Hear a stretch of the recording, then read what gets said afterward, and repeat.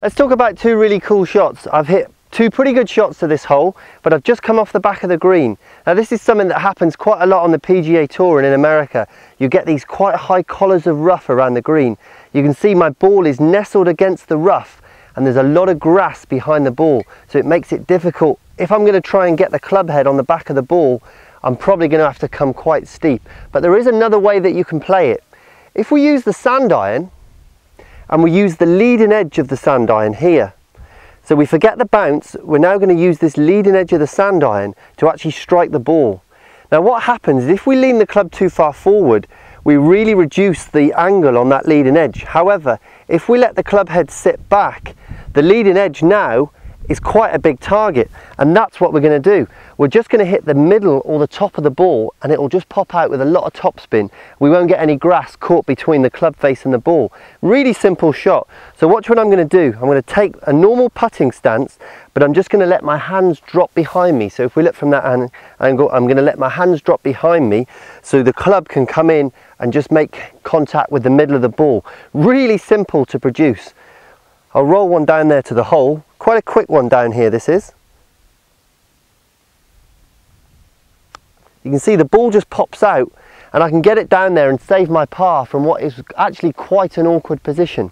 The next shot I'm going to show you, I'm going to use the putter. But you can see this one, instead of just staying on the edge of the collar, it's actually just dropped off and it's sat down. Again, there's a lot of grass around it.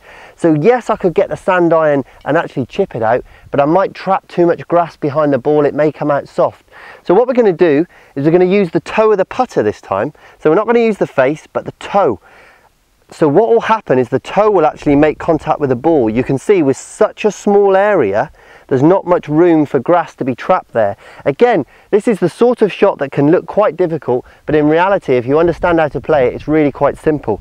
So standing from this angle, what I'm going to do is I'm going to take my normal putter stance, but whereas on the last shot I had my hands sat back, I'm now going to have them very much forward because I want to lead in with the hands and just get the toe nudging the back of that ball. So let me just play one from there so you can see.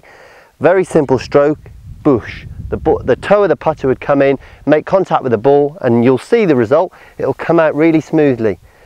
A little bit of left to right on this one, so I'm going to set it up just left of the hole, and then from there it really is so straightforward. I don't even have to worry that much about the contact. You can see out it comes. That's probably got a chance. Actually hold it, which is pretty good on camera. That was take one as well. But you can see it's a really good way when you get into some little troublesome spots around the green. If you know what you're doing, you can keep your heartbeat low and go ahead and execute a birdie or even a par.